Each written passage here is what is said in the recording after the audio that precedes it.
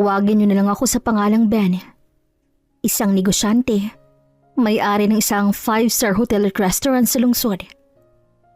Maraming nagsasabi na isa raw akong ulirang negosyante. Matapang, matalino at maparaan.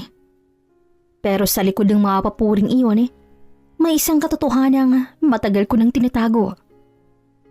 4 na taon na mula nang pumanaw ang asawa kong si Delia. At hanggang ngayon, hindi ko pa rin magawang tuluyang bumitaw. Tuwing hapon, palagi ako nakaupo sa tabi ng swimming pool sa likod ng bahay, kung saan madalas kaming magpalipas ng oras si Delia at ng anak naming si Jonas. Doon ako madalas nakatulala habang hinahayaan kong lamunin ng katahimikan ang buong paligid. Habang pinagmamasdan kong paggalaw ng tubig sa pool, narinig kong may marahang mga yapak papalapit. Dad? Paglingon ko, si Jonas iyon. Ang 9 na taong gulang kong anak. Nakasuot siya ng puting t-shirt at maong shorts. May hawak pang laruan na kotse. Bakit ka po laging andito? Wala lang anak. Gusto ko lang maging tahimik minsan. Pero parang lagi kang malungkot kapag andito ka eh. Namimiss mo po ba si Mommy? Oo anak. Namimiss ko siya araw-araw. Naaalala ko pa po yung araw na nagturo sa akin si Mommy lumangoy po dito. Takot na takot po ako nun. Tapos po sabi niya, Jonas, huwag kang matakot. Akong bahala sa'yo. Oo, palagi siyang ganun. Laging mahinahon. Laging may paraan para mawalang takot mo. Si Mommy po, sabi niya kapag malungkot ako, tumingin lang daw po ako sa tubig kasi makikita ko daw po yung sarili ko. At doon ko malalaman kung gaano niya ako kamahal. Ang galing talaga ng mommy mo, no? Laging may sinasabi na hindi mo agad makakalimutan. Dad, mahal mo pa rin ba si Mommy kahit wala na po siya? Anak, kapag minahal mo talagang isang tao, hindi yun nawawala kahit wala na siya. Kasi yung pagmamahal, hindi lang yun para sa mga buhay. Nananatili lang yun dito. Dito, sa puso natin. Eh ikaw po, Dad. May bala ka pa bang magmahal muli? Bakit mo naman naisip yan? Eh kasi po sabi po ni Tito Ramon, masyado ka raw seryoso sa trabaho mo. Dapat daw, may bagong mag-alaga sa'yo. Si Tito mo talaga. Alam mo anak, hindi ganun kadali yan. Si Mami lang kasing nakapagbigay sa akin ng ganitong pakiramdam eh. Parang kahit anong hirap, kaya kong tiisin, basta kasama siya. Siguro po, tinitingnan tayo ni Mommy ngayon. Sigurado ako dyan anak. Hindi lang niya tayo tinitingnan. Binabantayan pa rin niya tayo. Paano po kung maramdaman ko si Mommy minsan? Parang amoy ko yung pabango niya eh. O naririnig ko yung tawa niya. Huwag kang matakot Jonas. Ibig sabihin lang nun, malapit pa rin siya sa atin. Gusto lang niya iparamdam na hindi tayo nag-iisa. Dad, minsan po gusto ko po siyang yakapin ulit. Ako rin anak. Ako rin. Tahimik kaming pareho. Tanging tunog lang ng hangin at ng mga dahon ng santan sa paligid ang maririnig. Alam mo, Jonas, minsan naisip ko, kahit gaano karami ang pera ko, kahit gaano kalaking negosyo natin, wala pa nitong halaga kung walang pamilya. Pero andito pa naman ako, Dad. Oo anak, at dahil nandito ka, tuloy pa rin ako. Ikaw ang dahilan kung bakit bumabangon ako araw-araw. Isang umaga, habang nagkakape ako sa veranda, lumapit na muli si Jonas sa akin. May hawak na folder at papel. Dad! Sigaw niya na halos hindi makahinga sa pagkataranta. May project po kami sa school tungkol sa Good Samaritan. Good Samaritan? Yung kwento sa Bible? Opo, pero ang twist po, kailangan po namin gumawa ng paraan para ipakita na may mga mabubuting tao pa rin po sa panahon ngayon. Maganda ideya yan ha. So, anong plano mo? Gusto ko po kayong isama. Ako? Bakit ako? Kasi po, kayo po yung laging seryoso. Gusto ko makita ni teacher kung paano magiging good Samaritan ng isang gaya ni Daddy. Ayos ka talaga ah. Pero ano bang balak mo? Ganito po, magpanggap tayong mahihirap. Ako po ang manlilimos, tapos kayo naman po ang street sweeper. May kaklase po akong kukuha ng video habang pinapanood kung may tutulong po sa atin. Napatingin ako sa anak ko. Hindi ko alam kung matatawa o mapapailing. Ako na isang bilyonaryo, nagmamayari ng mga negosyo, magpapanggap na street sweeper. Pero sa mukha ni Jonas, nakita ko yung apoy ng kasiyahan. Yung inspirasyon na parang galing pa sa kabutihan ng ina niyang si Delia. Sige anak, game ako dyan. Pero dapat gawin natin to ng maayos ha. Promise po, Dad. Ako bahala sa props at camera. Kailangan lang po natin ng uniform ng street sweeper at lumang damit para sa akin. Kinabukasan, maaga kaming nagbihis. Nakasuot ako ng lumang orange vest. May walis tambu sa kamay. Si Jonas naman, nakalumang t-shirt at shorts na may butas. Nilagyan pa niya ng konting alikabok ang mukha ko. Dad, parang totoo na. Pero dapat po huwag kang tatawa ha. Dapat mukhang seryoso talaga. Paano kung may makakilala sa akin? Di mas masaya. Malalaman nila kung gaano kayo kabait kahit wala kayong yaman. Napatawa ako sa sagot ng anak ko. Matindi talagang imahinasyon ng batang to. Pumesto kami sa gilid ng kalsada. Malapit sa isang busy na intersection sa Manila. Si Jonas ay umpo sa bangketa. May hawak na lata. Samantalang ako na may nagwawali sa mga tuyong dahon at basurang tinatangay ng hangin. Hindi ko alam kung dahil ba sa init ng araw o bigat ng sitwasyon. Pero parang biglang tumigil ang mundo ko nang makita ko mga taong dumaraan. May ilang lumilingon pero karamihan ay nagmamadali lang. Abala sa kani-kanilang buhay. Pagkaraan ng ilang minuto, may isang batang babaeng lumapit kay Jonas.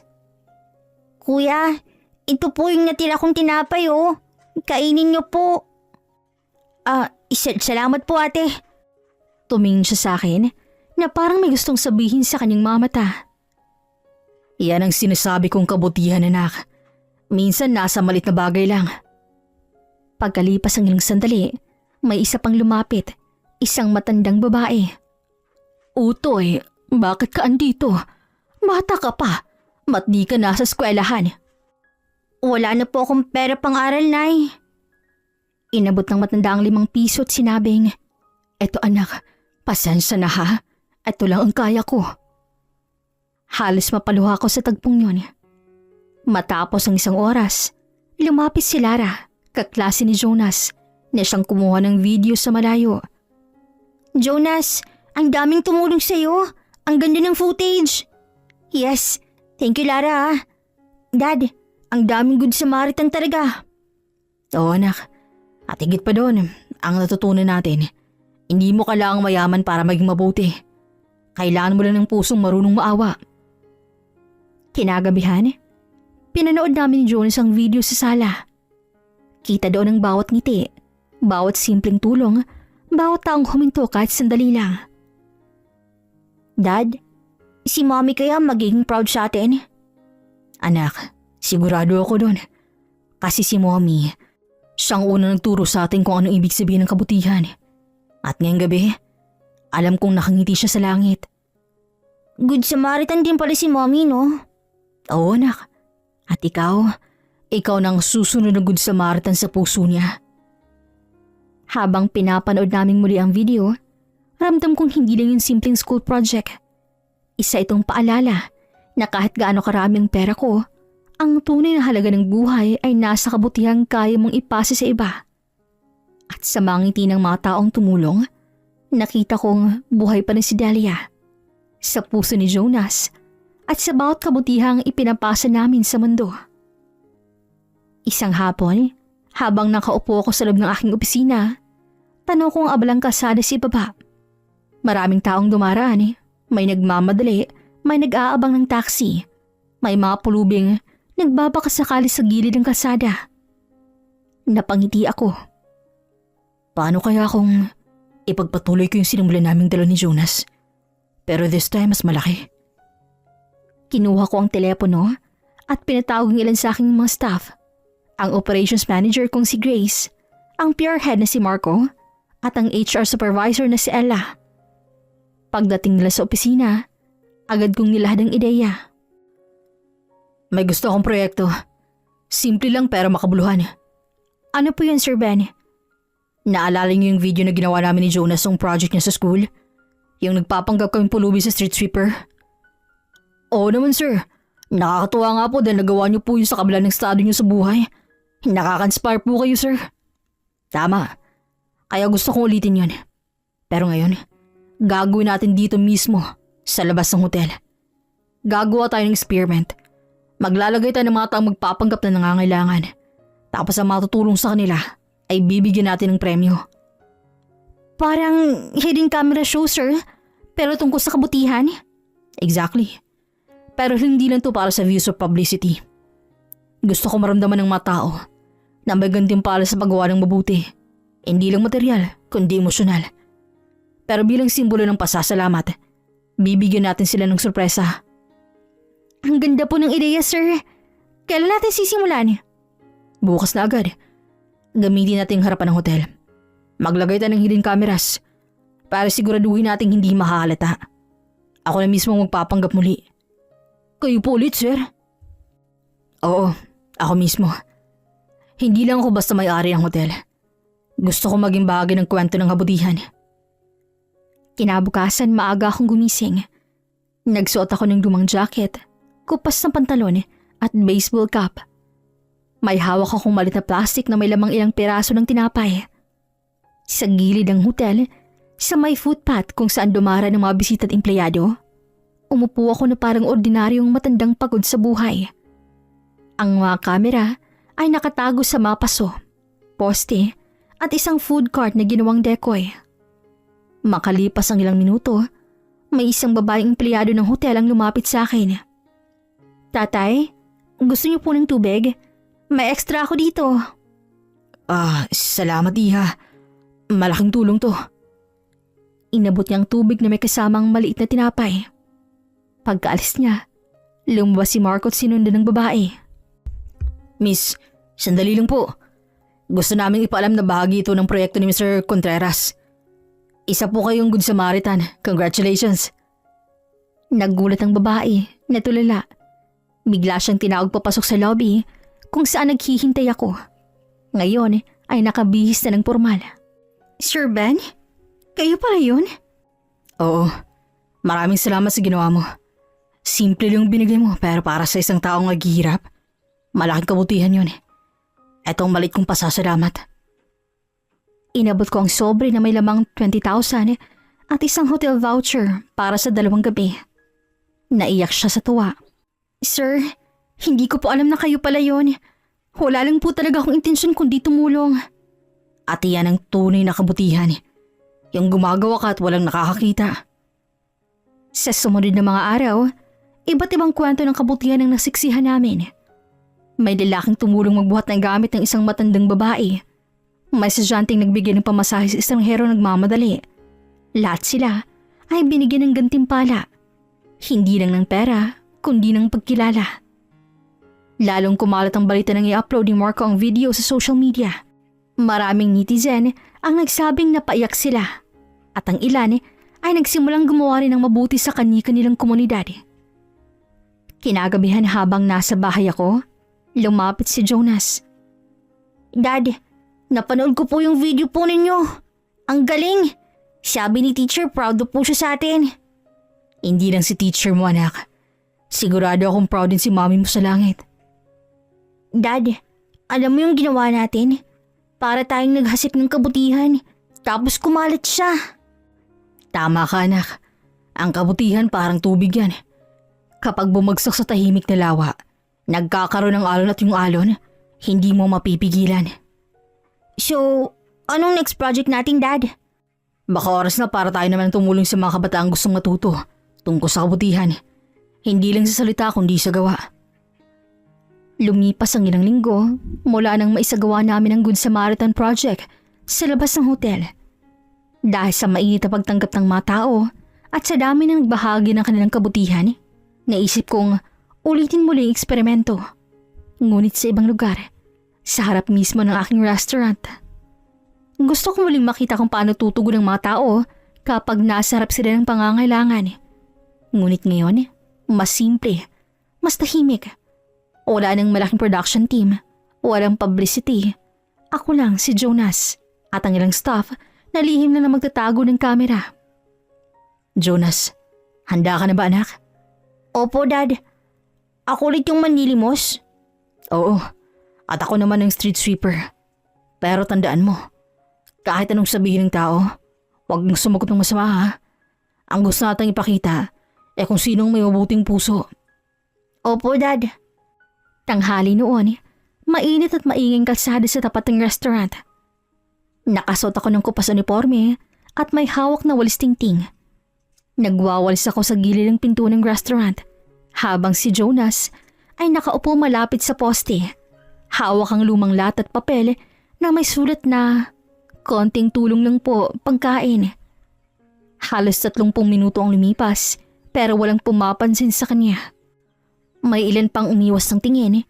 May nagmadaling pumasok sa restaurant na parang ayaw maabala. Hanggang sa dumating ang 2 babae. Mga nakabihis ng magaganda, halatang galing sa may kayang pamilya. Pareho silang nakadress at may dalang mamahaling bag. Ate, pahingi lang po ng kahit konting tulong. Gutom na po ako. Tumingin ng babae, nagtaas ng kilay at nakasimangot. Siya si Caroline. Aba, umalis ka nga. Ang dungis-dungis mo. Magtrabaho ka nga. Huwag kang umasa sa awa ng tao. Napatungo si Jonas, halatang nasaktan. Pinilit niyang huwag umiyak. Ako naman mula sa di kalayuan, pinigilan kong sarili kong lapitan sila. Gusto kong makita kung ano ang nangyayari. Pero napansin ko yung isang babae sa tabi ni Caroline ay tila nag-ibang mukha. May awas sa mga mata niya. Siya si Jasmine. At teka lang Caroline, huwag ka naman ganyan. Bata siya. Tingnan mo nga mukhang gutom na gutom. Hay nako Jasmine, huwag mo nga akong pagsabihin ng ganyan. Ganyan nagsisimula yung mga tamad. Niloloko lang tayo niyan. Bata, kumain ka na ba? Hindi pa po. Wala pa po kaninang umaga. Halika, tumayo ka nga. May mga sugat pa yung tuhod mo. Salamat po ate. Walang anuman. Ako si Jasmine. Sabay silang lumapit sa akin. Nasabi ni Jonas na ako ang kanyang ama. Ako naman nagpatuloy lang sa pagwalis. Kunwari hindi ko sila napapansin. Manong, kayo daw po ang ama ng batang to? Mukhang gutom na po siya. Pasok po tayo sa loob upang makakain po kayo. Doon na lang kami sa may kanto po. May turo-turo naman dyan Nakakahiya naman pong pumasok sa restaurant na yan. Baka magsialisa ng mga tao. Ganun ho ba, Manong? O, sige po. Bibigyan ko na lang po kayo ng pambili ng pagkain. Pati na rin sa pamilya po ninyo. Pagkatapos, ay nilabas niya mula sa pitaka ang 1,000 at inabot yun kay Jonas. O bata, bumili ka ng pagkain ha. Kumain ka ng mabuti at mag-aral kang mabuti balang araw. Salamat po, Ma'am. Hindi ko po ito makakalimutan. Ma'am, salamat po sa ginawa ninyo. Nagulat si Jasmine, lalo na nang makita kong tinanggal ko ang aking sombrero at lumitaw ang aking muka. Kayo po si Mr. Ben Contreras? Yung may-ari ng hotel and restaurant na to? Oo, ako nga. At itong batang to, anak ko. Bahagi po ito ng aming proyekto. Gusto namin makita kung sino pa ang may pusong tumulong kahit walang kapalit. Hindi agad nakapagsalita si Jasmine. Samantalang si Caroline, halatang nahiya at agad umiwas ng tingin. Ma'am Jasmine, salamat po sa kabutihan ninyo. Maraming dumaan kanina pero kayo lang po talagang lumapit. Kaya gusto kong ibalik ang kabutihan niyo sa simpleng paraan. Inabot ko ang isang sobre. Nandoon ang 50,000 cash at isang dinner voucher para sa 2 tao sa loob ng aking restaurant. Naku sir, hindi po kailangan. Tumulong lang po ako din naawa ko sa bata. Hindi ko po akalain. At doon ko po kayo lalong hinangaan. Ang tunay na kabutihan ay yung ginagawa kahit walang kapalit. Pero sa pagkakataong to, hinayaan yung pasalamatan namin kayo. Napaluha si Jasmine habang ang kasama niyang si Caroline ay tahimik lang sa gilid na tila nagsisisi. Salamat po sir. Hindi ko alam na makakasama ako sa ganung karanasan. Minsan pala, kailangan lang natin tumigil sandali para makakita ng mga taong mas nangangailangan kaysa sa atin. Ngumiti ako, sabay hawak sa balikat ni Jonas. Anak, itong gusto kong matutunan mo, na hindi lahat ng tao pare-pareho. Pero sa bawat daang puno ng malamig na puso, palaging may isang tao may pusong marunong maawa. Opo, Dad. Si Ate Jasmine po yun. At sa araw na yon, muli kong napatunayan ng kabutihan kahit minsan tinatabunan ng kaibangan ng ilan ay patuloy pa rin nagbubuhay sa puso ng iilan. At sapat na yon para magbigay ng pag-asa sa marami. Makalipas ang 3 araw mula nang maganap ang insidenteng yon sa labas ng restaurant, hindi pa rin mali sa isip ko ang ginawa ni Jasmine. Ang kabaitan niya ay nagpapaalala sa akin kay Delia, ang yumao kong asawa. Habang nasa opisina ako, hindi ko mapigil ang balikan ng eksenang yun. Ang ngiti ni Jasmine habang inaabot ang tulong kay Jonas. Ang pagiging taos-puso niya na tila may kakaibang init na bumalik sa puso ko. Jonas anak, naaalala mo pa ba yung babae na tumulong sa'yo nung isang araw? Si Ate Jasmine po? Oo naman, Dad. Mabait po siya. Sana makasama natin siya ulit, no? Sabi ko nga po kay Aya parang si Mami yung ugali niya. Oo anak, parang siya nga. Kinabukasan habang nag-i-inspection ako sa restaurant, nakita ko may babaeng pumasok. Nakasuot siya ng simpleng blouse at jeans. May dalang maliit na bag. Nang tumingin siya sa akin, napangiti ako. Jasmine? Oh, Mr. Contreras. Pasensya na po, hindi ko akalain nandito kayo mismo. Tawagin mo na lang akong Ben please. At huwag ka nang kabahan. Hindi ako boss dito ngayon. Customer lang. Ganun po ba? Dumaan lang po ako kasi gusto kong magpasalamat ulit. Hindi ko po akalaing makakatanggap ako ng gandong gantimpala. Nakakahiya nga po. Wala kang dapat ikahiya. Ang ginawa mo, bihira na yun sa panahon ngayon. Halim mo bang maraming lumapit kay Jonas nung araw na yun? Pero karamihan umiiwas. Nako, ganun po talaga siguro Ben. Marami na kasing nadadala sa takot Si Duda. Pero ako kasi, lumaki akong tinuruan ni nanay na kahit konting tulong, malaking bagay na sa taong gutom mo nagdurusa. Napangiti ako. Mula sa bintana ng restaurant, kita ang sinag ng araw na tumatama sa kanyang muka. May payak na ganda si Jasmine. Hindi sa bisos ayos, kundi sa kababaang loob. Pagkatapos ng maikling pag-uusap, nagyaya ako. Alam mo, Jasmine, kung may oras ka, samahan mo kaming magdino ni Jonas. Matutuwa yung bata kapag nakita ka ulit. Ha? Naku, nakakaya naman. Please, isang hapunan lang. Wala nang formalities. Walang camera. Just us. Kinagabihan habang sabay kaming kumakain ni Jonas at Jasmine sa private dining area ng hotel na puno ng tawanan ng paligid. Si Jonas hindi mapigil ang magkwento ng mga kababalaghan ng kanyang eskwela habang si Jasmine ay nakikinig lang, minsan sumasabay sa tawa. Ate Jasmine, sabi po ni teacher, ako daw po yung pinaka-creative sa buong class. Kasi yung project namin nilagyan ko ng totoong lupa. Ay, totoo? Baka pati mga teacher mo naamoy ang lupa mo. Sa sandaling yun parang muli akong nabuhay. Matagal ko nang hindi narinig ang ganong halakhak sa aking buhay. Lalo na mula kay Jonas. At sa pagitan ng tawanan at simpleng kwentuhan, naramdaman kong unti-unting bumabalik ang kulay sa buhay naming mag-ama. Pagkatapos naming kumain, inihatid ko si Jasmine palabas. Jasmine, salamat sa pagsama ha. Alam kong busy ka pero pinulakan mo pa rin kami. Ako dapat ang magpasalamat, Ben. Sobrang saya ko kanina. Matagal na rin akong hindi nakakatawa ng gano'n. Parang pamilya. Parang pamilya? Oo, parang gano'n nga. Si Jonas kasi nakakaagaan ng loob. At ikaw rin. May aura ka na parang… basta. Mabait ka rin naman pala. Kahit milyonaryo. Pareho kaming natawa.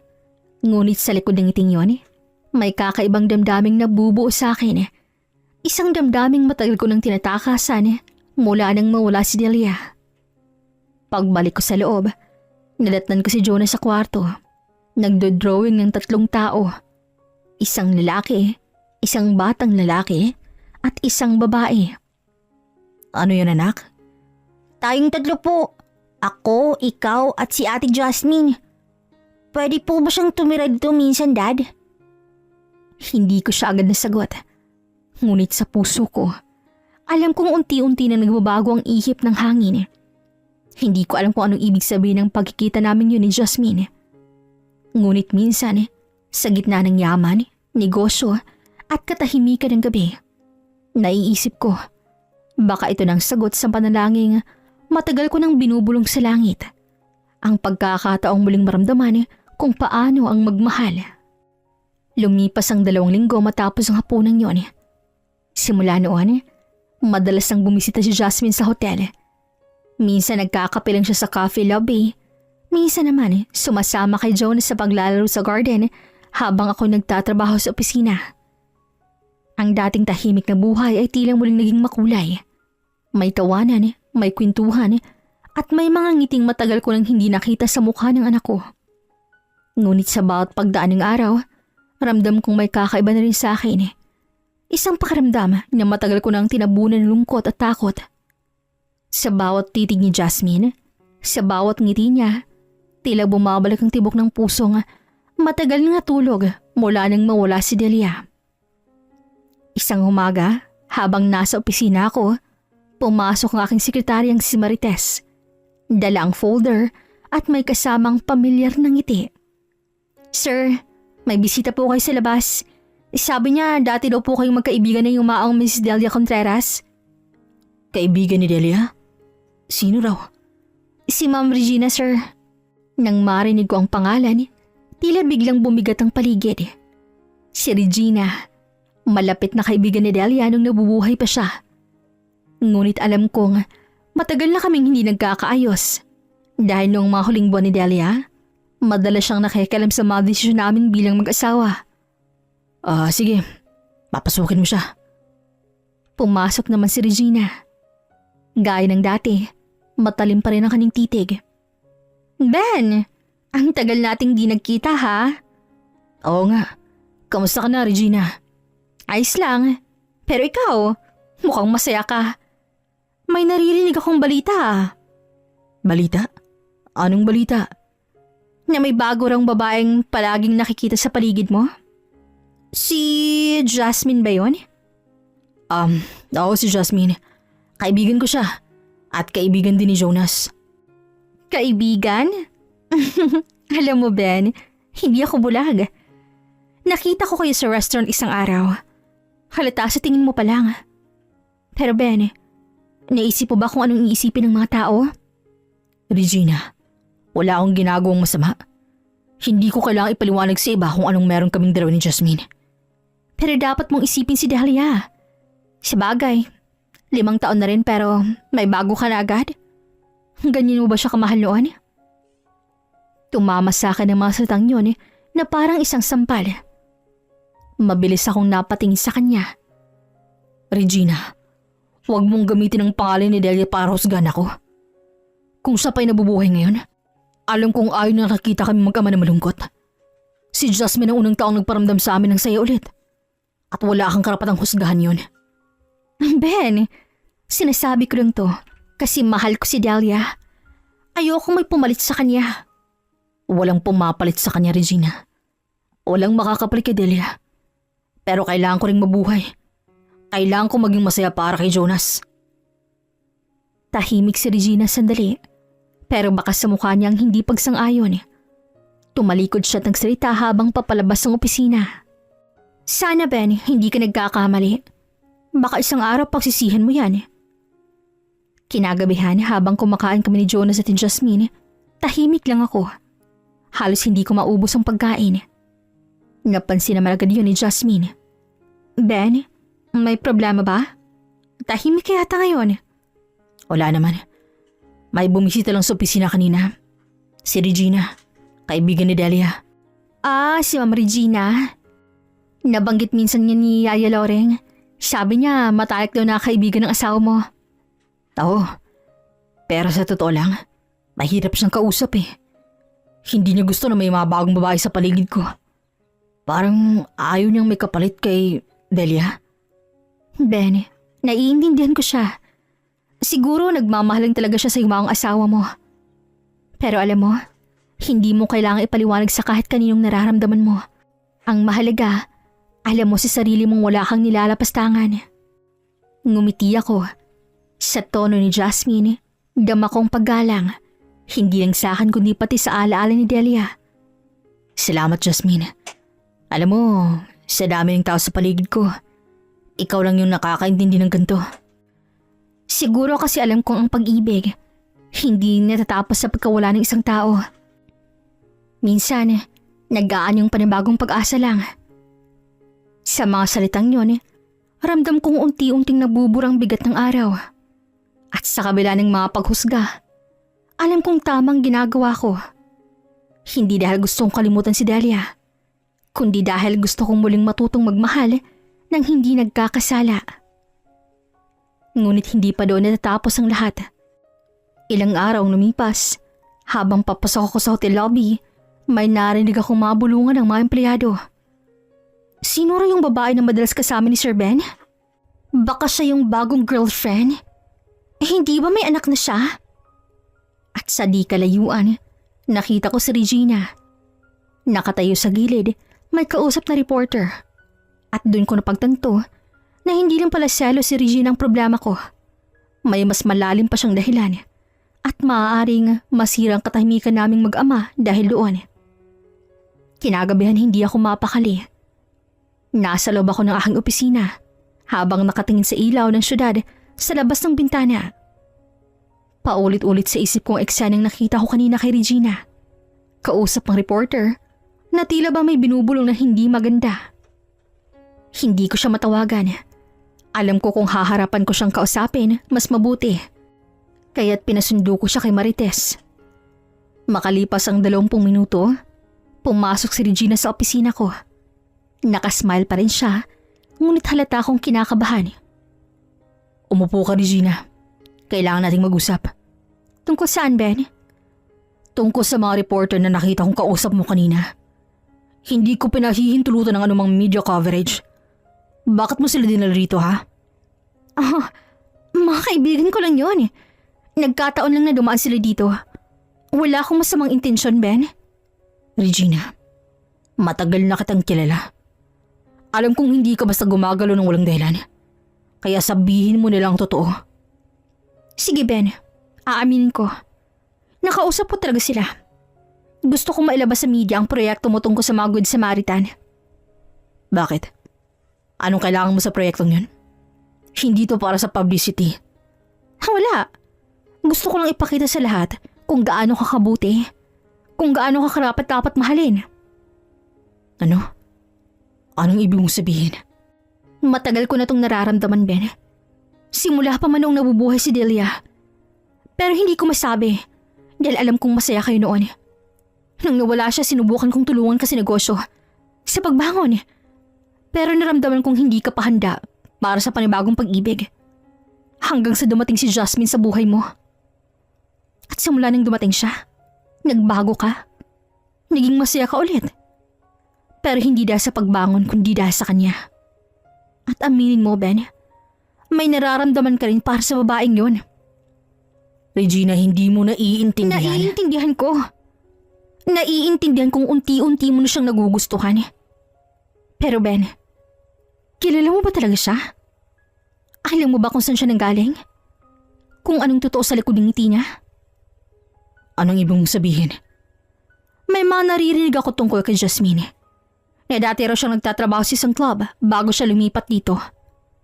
Hindi mo ba naisip kung bakit bigla na lang siyang lumitaw sa buhay mo? Baka naman ginagamit ka lang niya, Ben. Regina, tama na. Hindi mo kilala si Jasmine. Hindi mo siya pwedeng husgahan sa mga sabi-sabi lang. Sinasabi ko lang to dahil ayokong masaktan ka. Dahil mahal kita, Ben. At hindi ko kayang makita kang napapaniwala ng isang babaeng hindi mo kilala. Regina, tumigil ka na. Hindi mo kailangan sirain si Jasmine Para lang ipakita kung gaano mo ako kamahal. Kung talagang mahal mo ako, igalang mo yung desisyon ko. Kahit alam kong ginagamit ka niya, hindi siya ganun. At kung ano man ang inisip mo, tigilan mo lang pagpapakalat ng kwento. Hindi mo ako naiintindihan ngayon, Ben. Pero darating ang panahon, makikita mo. Lahat ng ginagawa ko dahil mahal kita. At kapag dumating ang araw masaktan ka dahil ka, Jasmine, huwag mong sabihing hindi kita binalaan. Pagkaalis niya, tahimik kong sinara ang pinto at napaupo si Celia. Ramdam kong bigat ng hangin sa paligid, na parang unti-unting bumabalik ang mga aninong akala ko'y iniwan ko na. Habang pinagmamasdan kong litardo ni Delia sa mesa, narinig kong tumawag si Jonas sa labas, kasamang naglalaro si Jasmine. Isang ngiti ang sumilay sa labi ko, pero kasabay nito ang isang tanong na hindi ko kayang sagutin. Tama ba akong nagtiwala sa kanya? Isang gabi matapos ang mahabang trabaho, napagpasyan kong yayaan si Jasmine na mag-dinner. Ilang araw na rin kaming parehong abala at bihira na kaming makag-usap ng matagal. Gusto kong magkaroon kami ng sandali na kami lang. Walang mga empleyado, walang mga matang nanunood, at higit sa lahat, walang panghuhusga. Jasmine, gusto kong magpasalamat sa lahat ng naitulong mo sa amin ni Jonas. Kung wala ka, baka hindi ko alam kung paano ko haharapin ang mga araw na to. Wala yun, Ben. Sapat na sa akin na alam kong napapasaya ko si Jonas. At ikaw? Ngumiti ako. Ngunit sa loob-loob ko, dama ko ang pag-alinlangan sa kanyang mga mata. Para bang may gusto siyang sabihin ngunit pinipigilan lang niya. Kaya't sinadya kong ipasara ng maagang restaurant. Naisip kong yun ang tamang pagkakataon para makilala pa siya ng mas malalim. Habang nag-iisang kandila lamang nagsisilbing ilaw sa aming mesa, tahimik kaming kumakain. Tahimik ka yata ngayon. May iniisip ka ba? Ben, may gusto akong sabihin pero natatakot ako na baka mag-ibang tingin mo sa akin. Walang dahilan para matakot ka. Ano man yun, makikinig ako. Ben, dati akong nagtatrabaho sa club. Sumasayaw ako doon. Pero hindi ako bayarang babae. Ginawa ko yun hindi dahil gusto ko. May sakit ang nanay ko noon, malubha. Kailangan ko ng malaking pera para sa gamutan niya. Wala akong ibang maaasahan, kaya napilitan akong pumasok doon. Pero hindi rin nagtagal, dahil namatay din siya. At simula noon tumigil na ako. Naghanap ako ng marangal na trabaho. Kahit anong trabaho. Basta hindi na ako babalik sa ganon. Hanggang sa mapadpad ako rito at nakilala kita. Napatigil siya at pinahid ang luha. Kita ko sa kanyang mukha ang tapat na pagdurusa ng isang babaeng nagkamali, ngunit hindi kailanman tumigil sa pagpipilit bumangon.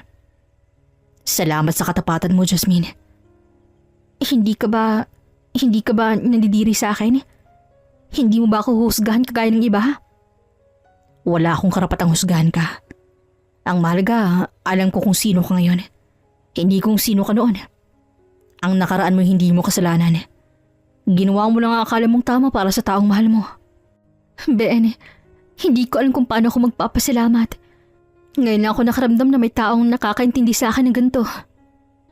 Marami na nang huhusga sa atin pareho. Pero siguro, oras na para pareho natin patawarin ang mga sarili natin. Mula ng gabing yun, mas lalo kong nakilala si Jasmine. Hindi bilang babaeng may madilim na nakaraan, kundi bilang isang taong marunong lumaban sa buhay ng may dignidad. At ang bawat araw na magkasama kami ay nagbigay ng panibagong kulay sa dati kong matamlay na mundo. Habang lumilipas ang mga linggo, mas lumaki ang tiwala at paghanga ko sa kanya. Nakita ko kung gaano siya kasipag, kung paano niya ginagabayan si Jonas, at kung gaano niya kamahal ang ginagawa niya. Hindi siya humihingi ng kapalit, sapat na sa kanyang makitang masaya kami. Isang umaga habang nag-aalmusal kami sa veranda ng bahay, masiglang nagtatakbuhan sa hardin sina Jonas at Jasmine. Napangiti ako habang pinagmamasdan sila. Noon ko napagtanto, hindi lang pala ako ang nagmahal kay Jasmine, pati si Jonas. Unti-unti na rin natutong magmahal sa kanya. Pagkatapos ng almusal, lumapit si Jasmine sa akin, may hawak na tasa ng kape. Ang bait talaga ng anak mo, Ben. Nakakatuwang kasama. Hindi lang siya mabait. Matalino rin. Alam mo, minsan, nagtanong siya sa akin kung bakit hindi pa raw kita ginagawang girlfriend. Ha? Si Jonas? Naku, bata pa yon kung ano nang naiisip. Kung sabihin kong matagal ko na rin iniisip yon. Ben, sigurado ka ba? Alam mo ng lahat tungkol sa akin. Hindi ako perpekto. Baka pagsisihan mo to. Lumapit ako sa kanya at marahan kong hinawakan ng kaning mga kamay. Lahat ng tao may nakaraan, Jasmine. Pero hindi ko hinahanap ang perpekto. Ang gusto ko yung totoo. At yun ka sa akin. Totoo. Unti-unti siyang umiti, sabay tumulo ang luha sa kanyang pisngi. Ben, hindi ko alam kung paano ako naging karapat-dapat sa'yo. Hindi mo kailangang maging karapat-dapat. Ang mahalaga, mahal kita. At doon, sa ilalim ng liwanag ng umagang yun, naging opisyal na kami ni Jasmine. Kinahapunan, habang naglalaro si Jonas sa sala. Napansin niyang magkahawak kami ni Jasmine nang pumasok kami. Dad, girlfriend mo na po si Ate Jasmine? Oo anak, girlfriend ko na siya. Tumalon sa tuwa si Jonas at yumakap sa aming dalawa. Ang saya-saya ko po. May bago na po akong mommy. Napaluha si Jasmine sa narinig at marahan niyang niyakap si Jonas. Salamat, Jonas. Hindi mo alam kung gaano ako kasaya sa sinabi mo. Sa sandaling yon, dama kong kaganapan ng isang pamilyang muling nabubuo. Sa wakas, naramdaman kong muli na may dahilan para ngumiti, para mangarap at para magmahal ng walang takot. Isang hapon, isa sa mga bihirang gabi na sabi kaming mag-ama. Kasama ko si Jonas, na nakasuot ang paborito niyang polo at may bitbit pang malit na regalo para kay Jasmine. Magdi-dinner kami sa mall. Nauna siyang pumasok upang magparesibar ng nasa. Habang naglalakad kami papasok, nagkataong may bumangga sa akin mula sa gilid. Ay, pasensya na. Ngunit natigilan ako nang makita kung sino yon. Si Caroline. Caroline? Ikaw ba yan? Ben, pasensya na. Nagmamadali ako. Kailangan ko lang umalis. Sandali, anong... Pero hindi ko na natapos ang sasabihin. Mabilis siyang lumayo. Halos tumakbo papunta sa kabilang pasilyo. Dad, anong ginagawa ni Tita Caroline dito? Hindi ko alam anak. Pero mukhang may problema siya. Nagkibit balikat ako at pinagpatuloy namin ang paglalakad papunta sa restaurant kung saan naghihintay si Jasmine. Ngunit paglapit pa lang namin sa pinto, may kakaibang eksena na akong nasulyapan. Sa loob ng restaurant, naroon si Jasmine, ngunit hindi siya nag-iisa. May isang lalaking mahigpit na humahawak sa kanyang braso na tila pinipigilan siyang umalis. Kita ko sa mga mata ni Jasmine ang takot at panginginig. Jasmine! Mabilis kong nilapitan ng mesa. Ben, bitawan mo siya. At sino ka naman? Boyfriend? Alam mo bang akong gumagasos sa kanya noon? Akala mo malinis tong babaeng to? Dati kong paborito sa club. Tama na, Carlo. Wala na yon. Matagal na yon. Bitawan mo siya bago pa ako mawala ng pasensya sa'yo. Ngunit imbis na makinig, itinulak ako ni Carlo. Sa isang iglap, nagdilim ang paningin ko. Bumawi ako ng suntok. Tinamaan siya sa panga, ngunit agad siyang nakabawi at sinapak din ako pabalik. Ben, tama na. Tumigil na kayo. Nagkagol sa buong lugar. Nagsisigaw ng mga tao. May mga kumukuha pa ng video. Dumating din ang mga gwardya at agad kaming inawat. Sir, tama na po. Sir, please. Layo muna ma'am, huwag kayong lalapit. Hinila nila ako palayo habang si Carlo naman ay tinulungan ng isa pang gwardya at tumayo. Duguan ang labi niya pero hindi pa rin siya tumigil sa paninira. Hindi mo ako matatakot. Kilala kong babaeng yan. Alam ko kung saan siya galing. At kahit ano pa yun, wala kang karapatang bastusin siya. Tinalikuran ko siya at inakay ko si Jasmine palabas ng restaurant habang si Jonas ay humahawak sa kamay ko, tahimik at takot na takot. Pagkalabas namin ng mall, Huminto kami sandali sa may parking lot. Umupo si Jasmine sa tabi ng kotse habang nanginginig pa rin. Ayos ka lang? Nasaktan ka ba? Ben, pasensya na. Hindi ko sinasadyang madamay ka. Matagal na akong tinatarget ni Carlo. Akala niya pag-aari pa rin niya ako. Hindi ko alam na susundan niya ako dito. Huwag mong isipin yun. Wala kang kasalanan. Wala kang dapat ikaya, Jasmine. Ikaw yung biktima rito. Pero nasaktan ka dahil sa akin. Mas masasaktan ako kung papayagan kong lapastangin ka ng kahit sino. Dad, huwag na kayong makipag-away Ayoko nang makita kayo nasasaktan. Lumapit si Jonas at niyakap si Jasmine. Salamat, Jonas.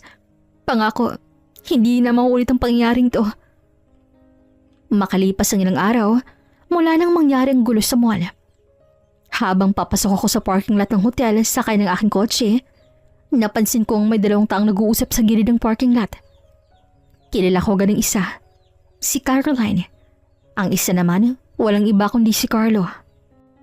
Huminto ako at ilang sandaling pinagmasdan silang mula sa loob. Tila mainit ang pinag-uusapan nila. Galit si Caroline habang si Carlo tila pinipilit siyang ipaliwanag. Pagkababa ng kotse, biglang naging hysterical si Caroline. Umalis ka na, Carlo. Wala na akong kinalaman sa kalokohan mo. Hindi mo ako kailangang idamay sa mga plano mo kay Jasmine at kay Ben. Huwag kang magmalinis, Caroline. Kung hindi dahil sa'yo, hindi ko malalaman kung nasin si Jasmine. Akala mo makakalagdas ka sa utang mo sa akin, ha? Caroline, Carlo, anong nangyayari dito?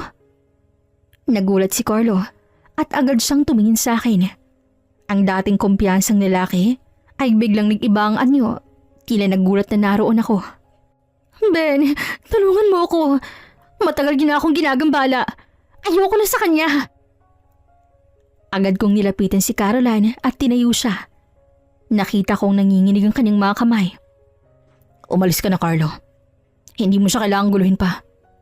Aba, ikaw na talaga ang bida, no, Ben? Lahat ng babae nililigtas mo. Pero tandaan mo to, hindi mo ako pwedeng basta-bastahin. Hindi pa ako tapos sa inyong dewa ni Jasmine. Kung may problema, kaharapin mo ako.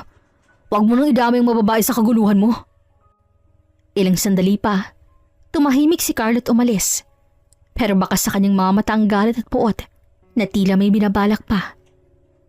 Naiwan kami ni Caroline. Caroline, anong kinalaman mo rito? Bakit mo siya kinakausap?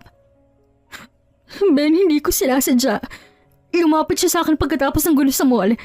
Hindi ko alam na gusto lang pala niyang siraan si Jasmine. Nang malaman kong ginagamit niya ako, tinanggihan ko na siya. Pero simula nang tinatakot niya na ako. Dapat sinabi mo agad sa akin. Pwede kitang tulungan, Caroline. Huwag mo hayaang gamitin ka ng gantong tao. Pasensya na, Ben. Nagkamali ako. Gusto ko lang sanang makabawi . Wala na akong ibang mapupuntahan. Huwag ka mag-alala. Ako nang bahala. Pero kailangan sabihin mo ang sa akin lahat. Lahat ng alam mo tungkol kay Carlo. At kung sino pang kasama niya sa likod ng lahat ng to. Tumingin siya sa akin at nanginginig ang labi. Nakiusap din siya na huwag ko nang sasabihin kay Jasmine ang tagpong yun. Dahil ayaw niyang mag-alala pa ang kaibigan. Tumango naman ako at nangakong hindi magsasalita. Dumaan pang mga linggo at mga buwan na puno ng paghahanda, pag-aayos at kasiyahan. Sa wakas, matapos ang lahat ng pinagdaanan namin ni Jasmine. Mga luha, intriga at mga taong gustong sirain kami, dumating na rin ang araw ng aming kasal. Maaga pa lang iabala ng lahat sa simbahan. Puno ng puting bulaklak ang paligid. Mabango ang hangin at tila pati ang araw ay nagpasya ng sumikat ng mas maliwanag para sa amin. Ako naman, nakasuot ng itim na tuxedo. Nakatayo sa harap ng altar. Kabado, nanginginig. Pero sa ilalim ng kaba, may halong sobrang saya. Si Jasmine, sa kanyang puting bestida, ay parang isang pangakong natupad. Ang bawat hakbang niya sa aisle ay tila isang paglalakbay mula sa lahat ng sakit tungo sa bagong simula. Naluha ako, hindi ko mapigilan. Lahat ng hirap, lahat ng pinagdaanan namin. Sa sandaling yun, tila naglaho. Ngunit bago pa siya tuluyang makarating sa altare, isang sigaw ang pumunit sa katahimikan. Sir Ben! Sir Ben! Nagulat ang lahat ng tao. Tumigil ang musika. Lumingon ako at nakita kong tumatakbo si Marites papasok ng simbahan. Hawak ang cellphone na namumutla. Marites, anong nangyari? Sir, si Jonas, kinidnap po. Kakatawag lang sa akin. May mga lalaking dumampot sa kanya sa tapat ng mansyon. Biglang naglaho ang lahat ng saya sa paligid. Si Jasmine ay napahinto sa galitnaan ng aisle. Hawak ang laylayan ng kanyang gown. Nakatingin sa akin ng puno ng kabat-luha. Jonas? Si Jonas? Ben, anong ibig siyang sabihin? Hindi ko alam. Pero hindi to pwedeng maging totoo. Kinuha ko agad ang cellphone ni Marites at pinakinggan ang tinig sa kabilang linya. Kung gusto mo makitang buhay ang anak mo, sundin mo ang utos namin. Walang polis, walang drama. Pupunta ka sa lumang bodega sa may daungan. Mag-isa. Ben, huwag ka munang umalis. Tatawag tayo ng polis. Baka patibong lang yan. Hindi ako pwedeng maghintay, Jasmine. Si Jonas na yun. Anak ko na yun. Ben, baka delikado. Pero anong gagawin natin? Kailangang maligtas si Jonas. Tiningnan ko siya. Ang luha niya, ang takot sa kanyang mamata. Ang araw na dapat pinakamasaya sa buhay namin ay biglang naging bangungot. Pangako, babalik ako. Hindi ko hahayaang masaktan si Jonas. At babalik ako sa iyo, Jasmine. Kahit anong mangyari. At bago pa ako mapigilan ng mga tao, tumakbo ako palabas ng simbahan. Tinanggal ko ang coat ko, iniwan ang bulaklak sa dibdib at sumakay sa aking kotse. Habang mabilis akong nagmamaneho papunta sa direksyong binanggit ng mga kidnapper, tumatakbo sa isip kong mukha ni Jonas. Ang tawa niya, ang mga sandaling kasama ko siya sa pool, at ang mga pangako kong lagi ko siyang poprotektahan. Ngayon, parang lahat ng yun ay mawawala sa isang iglap. Bigla akong narinig ang pag-vibrate ng cellphone sa passenger seat. Private number ang lumabas. Sino to? Nasa ibang anak ko? Kalma ka lang, Mr. Contreras. Kung gusto mong makitang buhay ang anak mo, ihanda mo ang 10 milyon. Cash. Walang polis. Walang kahit sino. Ibibigay mo yan bukas ang 6:00 ng gabi sa lumang bodega sa pier. 10 milyon? Pero bakit? Anong kasalanan ng anak ko sa inyo? Wala. Pero makikibahagi lang naman kami sa kayamanan mo. 10 milyon? Barya lang yan sa'yo, di ba? Pangako ibibigay ko yan. Pero wag niyong sasaktan si Jonas. Wag niyong gagalawin ang anak ko. Biglang pinutol ng kidnapper ang tawag. Naiwan akong humihinga sa loob ng kotse. Nanlalamig ang mga kamay. Sa sobrang kaba, halos malaglang ko ang cellphone. Agad kong tinawagan si Jasmine. Ben, nasan ka na? Anong sabi nila? Nakausap mo ba sila? Oo. Gusto nilang ransom. 10 milyon. Pero hindi ako basta-basta susunod. Pupunta tayo sa presinto. Kailangan natin ng tulong mula kay Chief Arman. Alam kong kaya nilang gumawa ng plano para mahuli ang mga to. Sige, pupunta ako. Mag-ingat ka, Ben, please. Pagdating ko sa presinto, nadatnan ko na si Jasmine. Namumugto ang mga mata. Lumapit siya agad sa akin at mahigpit akong niyakap. Ben, sobrang natatakot ako. Walang paano kung Jasmine. Hindi mawawala si Jonas. Hindi ko hahayang may mangyari sa anak ko. Maya-maya, lumapit si Chief Arman, isang matipon at bitiranong pulis. Mr. Contreras, may paraan tayo para masagip ang anak mo. Maghahanda kami ng mark money at isang cover team. Pero kailangan magpanggap ka pa rin susunod sa kondisyon ng mga kidnapper. Lahat ng kilos mo, may monitor namin. Gagawin ko ang lahat, Chef. Kahit buhay ko pang kapalit. Habang inihahanda ng mga polis ang operasyon, kami ni Jasmine ay naupo sa sulok ng presinto. Tahimik sa una, hanggang sa hindi niya napigilang magsalita. Ben, kung hindi dahil sa akin baka hindi ka nilamay sa gantong gulo. Simula nang pumasok ko sa buhay mo, puro problema nilang dumating. Huwag mong isipin yan. Ikaw ang dahilan kung bakit ako natutong umiti ulit. Ikaw at si Jones ang pamilya ko ngayon. Kaya kahit ilang panganib pa yan, lalaban ako. Pangako mo, Babalik kang mag-ama ha. Huwag mong hayaang masaktan si Jonas. Pangako, hindi ako bibitaw. Pagkatapos naming magpunta sa presinto, umuwi kami ni Jasmine sa mansyon upang magpahinga. Ngunit kahit pagod, hindi ko magawang ipikit ang aking mga mata. Sa tuwing pipikit ako, si Jonas ang nakikita ko. Ngayon, baka kung saan siya dinala ng mga walang pusong kumidnap sa kanya. Tahimik ng buong bahay. Ang tanging maririnig mo lang ay ang mahinang pag-ikot ng ceiling fan at ang huni ng mga kuliglig sa labas. Habang nakaupo ako sa sofa, napansin kong umakyat si Jasmine sa taas at sumilip sa veranda na para bang may kausap sa telepono. Hindi ko sinadya, pero naririnig ko ng konti ang boses niya, kaya dahan-dahan akong lumapit sa gilid ng pinto ng veranda. Caroline, hindi ko alam ang gagawin ko. Kinidnap nila si Jonas at si Ben. Halos mabalo na sa pag-aalala. Kalma ka lang, Jazz. Huwag kang magpanik. Baka may kinalaman ng mga dating kaawan niya sa negosyo. Subukan mo maging mahinahon, okay? Baka pati ikaw mapahamak. Hindi ko alam kung kakayanin ko to. Kasal pa naman namin dapat ngayon. Lahat masaya dapat. Tapos bigla na lang gantong mangyayari. Hindi ko alam kung sinong may gawa nito. Makinig ka, Jasmine. Kung ako sa'yo, huwag mo munang sabihin kay Ben na tumawag ako, ha? Ayokong isipin niyang pinapakilaman kong sitwasyon. Pero gusto kong tulungan ka, ha? Magtiwala ka lang sa akin. Pagkatapos noon, narinig kong naputol ang tawag. Tahimik si Jasmine ng sandali. Sa kamarahang naupo, pinunasan ng kanyang mga luha. Doon na ako lumabas. Jasmine, kanina pa kita hinahanap. Sino bang kausap mo? Si Caroline. Gusto lang niyang kumustahin ako. Nabalitaan daw niyang nangyari kay Jonas. Si Caroline? Hindi ba sinabi niya kaninang umaga na uuwi siya sa probinsya dahil may sakit ang lola niya? Oo, pero sabi niya bumalik daw siya sandali sa Manila para ayusin ang mga papeles ng lola niya. Kaya napatawag siya sa akin. Ganun ba? Tahimik ang tumalikod. Ngunit sa loob ko, may hindi mapakaling pakiramdam. Habang nakatingin ako sa labas ng bintana, isang malakas na hangin dumaan at tila may manamig na bulong akong narinig sa isip ko. Na hindi lahat ng nakakausap mo ay kakampi mo. At doon ko napagtanto na baka hindi lang si Jonas ang biktima ng mas malaking plano. Kinabukasan, 4:00 pa lang ng hapon ay naroon na kami sa presinto. Ang bawat galaw ng mga pulis ay maingat. Ang bawat salita ay may timbang. Lahat ay naghahanda para sa isang misyon, ang mailigtas si Jonas.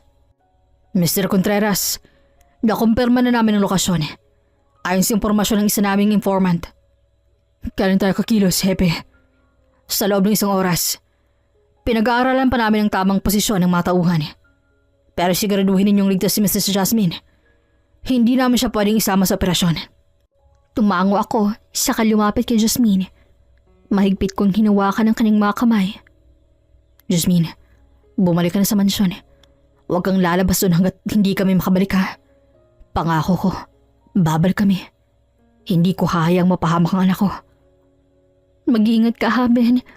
Huwag mong hayaang maunahan ka ng galit mo. Ang mahalaga maligtas mo si Jonas. Hihintayin ko kayong mag-ama. Hinalikan ko siya sa noo bago ako sumakay ng kotse. Habang tinatahak namin ang daan, papunta sa bodega. Bawat patak ng ulan ay tila sinasabay ng pintig ng puso ko. Mabilis, mabigat, puno ng takot at galit. 6:00 ng gabi, sa labas ng lumang bodega, nakaposisyon ng mga pulis. May 2 sa bubong, 3 sa likod, at ako na mag-isa sa kotse, dalang maleta ng ransom money. Sa loob ng sasakyan, nakita ko sa monitor ang live feed mula sa drone. 3 armadong lalaki nagbabantay. At sa gitna ng madilim na silid, may batang nakaupo, nakapiring, nakataling mga kamay. Team Alpha, handa na. Sa aking senyas, pasok kayo. Huwag pababayaan ang target. Pumalakang putok ng barel sa unang senyas. Pulis, itaas ang kamay. Huwag kang gigilos. Nagkagulo. May 2 tumakbo sa gilid habang ang isa ay bumunot ng baril at nagpaputok. Pumutok ang mga ilaw. Umalingaw-ngaw ang mga sigaw at amoy pulbura ang buong paligid. Habang abalang mga pulis sa pagpapasuko sa mga tauhan, tumakbo ako papasok sa loob. Doon ko nakita si Jonas na nanginginig at umiiyak. Jonas, anak, ako to. Daddy, tulungan mo ako. Hinugot kong patalim ng aking dala upang maputol ang lubid. Pero bago ko pa siya makuha palabas, may humarang na lalaki sa pinto. Ngunit nakilala ko ito. Si Carlo. Aba, Ben. Matagal kitang hinintay ah. Akala mo makakalimutan ko yung ginawa mo sa restaurant? Pinahiya mo ko sa harap ng maraming tao. Dahil sa'yo nawala sa akin si Jasmine. Hayop ka. Ikaw palang may pakana nito. Walang nawala sa'yo, Carlo. Dahil kailanman hindi ka nagkaroon ng karapatan sa kanya. Sumugod siya. Hawak ang baril pero naunahan ko. Hinampas ko ng siko ang kamay niya at nagkapalitan kami ng suntok. Tumama kami sa mesa. Bumagsak ang mga gamit at sa isang iglap ay nagkarambula kami sa gitna ng bodega. Hindi mo alam, Ben. Plenano ko itong matagal na. Lahat. Mula sa mga tao kong nagmamanman sa hotel mo hanggang sa pagkidnap ko sa anak mo. Akala mo makakalabas kayo dito ng buhay, ha? Isang malakas sa kalabog ang narinig at bago pa siya makaputok, pumasok ang isang pulis mula sa likod at binaril siya sa balikat. Bumagsak si Carlo. Hawak ang sugat ang braso at agad siyang pinusasan. Target secured. Ulitin ko. Target secured. Agad kong niyakap si Jonas. Nanginginig pa rin siya pero ligtas na. Dad, hindi ko na kayo makikita. Akala ko talaga. Anak, walang makakakuha sa'yo. Hindi ako titigil hanggat kasama kita. Paglabas namin sa bodega, sinlubong kami ng mga ilaw ng pulis at mga sirena. Habang binubuhat ko si Jonas, tumingin ako sa langit. Madilim pa rin, ngunit may bahagyang liwanag ng buwan na pilit sumisilip sa ulap. At sa gabing yun, napatunayan kong walang halagang hindi ko kayang ibigay. Makuha ko lang muli ang anak kong bumubuo ng buhay ko. Pagkarating namin sa mansyon, dama ko ang bigat ng katahimikan. Si Jonas ay agad kong pinakyat sa kanyang silid upang makapagpahinga. Ako naman ay naupo sa sofa sa sala, habang si Jasmine ay nagtungo sa kusina upang kumuha ng maiinom. Ramdam kong pagod kaming pareho, ngunit may bahagyang kamatatagan sa aming dibdib. Ligtas na ang anak ko. Ilang saglit pa, bumalik si Jasmine mula sa kusina. May dalang tray ng juice at tubig. Ngunit bago siya makalapit, narinig kong isang click. Paglingon ko, bumungod ang isang baril na nakatutok mismo kay Jasmine. Ang may hawak ay si Caroline. Caroline? Anong ibig sabihin nito? Bakit may baril ka? Aba? Maganda palang pakiramdam na hawak mo ang kapangyarihan, Ben. Alam mo ba kung gaano ko kayo kinususuklaman? Lalo ka na, Jasmine. Caroline, bakit mo ito ginagawa? Akala ko ba magkaibigan tayo? Magkaibigan? Huwag mo akong niloloko ha. Habang ako nagpapanggap na sosyal at kumakayod sa mga utang, ikaw na dating dancer sa club ay nakahanap ng bilyonaryong nagmamahal sa'yo. At ako? Ako ang pinagtatawanan ng mga taong dati kong nakasama. Caroline, kung may problema ka pwede nating ayusin. Hindi mo kailangang manakit. Ibaba mo yung baril. Wala nang aayusin. Ako ang may kagawa ng lahat ng to. Ako ang nagplano ng pagkidnap kay Jonas. At si Carlo, tauhan ko lang. Pero syempre, hindi nyo aakalain na ako ang utak, di ba? Pero wala Nagkanda leche-leche na. Kaya isasama ko kayo sa impyerno. Ginamit mong bata, Caroline. Walang kinalaman si Jonas sa galit mo sa amin. Hindi ko gustong saktan ng bata. Gusto ko lang kayong pahirapan. Pero tingnan mo ngayon masisira ka rin, Jasmine. Pareho lang tayo. Dahan-lahang dumapit si Ben. Sinusubukan pang kamahin ang sitwasyon. Samantala, marahang ginala ni Jasmine ang kamay niya papunta sa mesa kung saan nakapatong isang flower vase. Caroline, pakinggan mo ako ha. Ibaba mo na yan. May mga pulis sa labas. Hindi ka makakalayo. Hindi mo ako matatakasan, Ben. Hindi mo alam kung gaano ko to pinagplanuhan. Hindi na siya nakatapos ang pagsasalita. Sa isang iglap, sinunggaban ni Jasmine ang flower vase at binato to sa kamay ni Caroline. Tumama ito ng malakas, dahilan upang mabitawan niya ang baril. Mabilis akong kumilos. Sinunggaban ko si Caroline at tinulak siya sa sahig. Nagpambuno kami habang pilitang inaabot muli ang baril. Ngunit mas mabilis ako. Naagaw ka ito at tinutok pabalik sa kanya. Habang nakahando siya sa sahig, dumating ang mga kasambahay at agad kong inutusan na tawagan ng mga pulis. Si Jasmine na may lumapit at niyakap ako na nanginginig pa rin sa takot. Matapos ang lahat ng gulo, unti-unting bumalik sa normal ang aming buhay. Si Caroline ay tuluyang nakatulan sa korte, habang si Carlo naman ay nasambahan din ng kasong kidnapping. Sa kabila ng lahat, pinili namin ni Jasmine na magpatawad. Hindi dahil madali, kundi dahil gusto naming tuluyang makalaya sa bigat ng nakaraan. At nang tuluyang humupa ang unos, dumating din ang araw na matagal na naming hinihintay, ang aming kasal. Ginanap sa aming hotel ang espesyal na araw na yon. Ang hardin sa likod ay pinalamutian ng mga puting bulaklak. Kandilang nakasabit sa masanga ng puno at mga ilaw na tila mga bituin sa lupa. Nang magtagpo ang mga mata naming dalaw ni Jasmine, alam kong tama ang desisyon ko. Lumapit siya sa altar habang si Jonas ay hawak ang bulaklak at masiglang naglakad sa unahan niya bilang ring bearer. Ben, tinatanggap mo ba si Jasmine bilang yung asawa sa hirap at ginhawa? Opo, Father. Mula ngayon, hanggang sa huli ng aking buhay. At ikaw naman, Jasmine. Opo, Father. Siyang tahanan ng puso ko. Matapos ang seremonya, mahigpit kong niyakap si Jasmine. Ramdam kong init ang kanyang pagmamahal na totoo.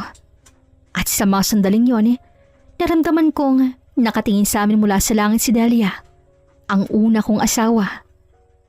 Nang gabing yon, habang pinapanood ko si Jonas na masayang nakikipagkwentuhan kay Jasmine sa hardin, ngumiti ako at napaisip. Hindi kailanman napalitan si Delia sa puso ko. Siya ang una kong pag-ibig. Ang babaeng nagturo sa akin ng kabutihan at pag-unawa. Ngunit si Jasmine, siya naman ang turo sa akin kung paano muling magmahal pagkatapos ng sakit. Lumapit si Jonas sa akin. Daddy, dalawa ng mommy ko, di ba? Si Mommy Delia sa langit at si Mommy Jasmine dito sa lupa. Napaluha ako at niyakap siya ng mahigpit. Tama ka, anak. Dalawang mommy mo at pareho silang mahal na mahal ka. Habang pinagmamasdan ko silang dalawa, napagtanto ko na minsan dumarating ang unos hindi para sirain tayo, kundi para turuan tayong pahalagahan ang ating mamahal sa buhay. At sa wakas, nabuo kong muli ang tahanan, hindi sa mga pader ng bahay, kundi sa mga puso naming tatlo. Hanggang dito na lamang po. This is Regine here in Miss Teen Stories. Daghan kaayong salamat!